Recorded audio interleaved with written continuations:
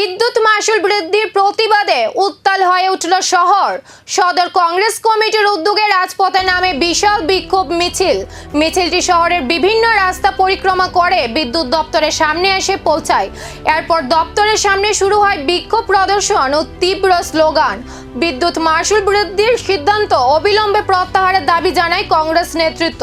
তাদের অভিযোগ, লাগাতার মূল্য বৃদ্ধিতে সাধারণ মানুষ চরম আর্থিক চাপে পড়েছে। পরিস্থিতি নিয়ন্ত্রণে রাখতে ঘটনাস্থলে মোতায়েন করা হয় পুলিশ বাহিনী। বিদ্যুৎ মাশুল বৃদ্ধির প্রতিবাদে উত্তাল হয়ে উঠল শহর। সদর কংগ্রেস কমিটির উদ্যোগে রাজপথে নামে বিশাল বিক্ষোভ মিছিলটি শহরের বিভিন্ন রাস্তা পরিক্রমা করে বিদ্যুৎ দপ্তরের সামনে এসে পৌঁছায়। এরপর দপ্তরের সামনে শুরু হয় তীব্র বিক্ষোভ ও স্লোগান। বিদ্যুৎ মাশুল বৃদ্ধির সিদ্ধান্ত অবিলম্বে প্রত্যাহারের দাবি জানান আন্দোলনকারীরা। তাদের অভিযোগ, লাগাতার মূল্য বৃদ্ধিতে সাধারণ মানুষ চরম আর্থিক চাপে পড়েছে। পরিস্থিতি নিয়ন্ত্রণে রাখতে ঘটনাস্থলে মোতায়েন করা হয় পুলিশ বাহিনী।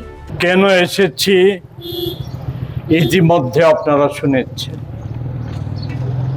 একটা প্রশ্ন হয়তো আমাদের নেতা কর্মী বা আপনাদের কাছেও, যে আমরা কেন শুধু বিক্ষোভ দেখাচ্ছি, আমরা আমাদের দাবি কেন কর্তৃপক্ষের কাছে জানাচ্ছি না, নিয়ে যাচ্ছি না।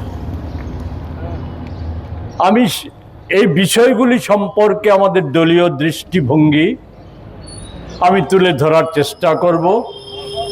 আমাদের মধ্যে উপস্থিত আছেন সদর জেলা কংগ্রেস সভাপতি তন্ময় রায়, আছেন মহিলা কংগ্রেস রাজ্য সভানেত্রী সর্বাণী ঘোষ চক্রবর্তী, আছে ওবিসি কংগ্রেসের চেয়ারম্যান মনোরঞ্জন দেবনাথ, এসসি কংগ্রেসের চেয়ারম্যান নিরঞ্জন দাস, আছে আমাদের।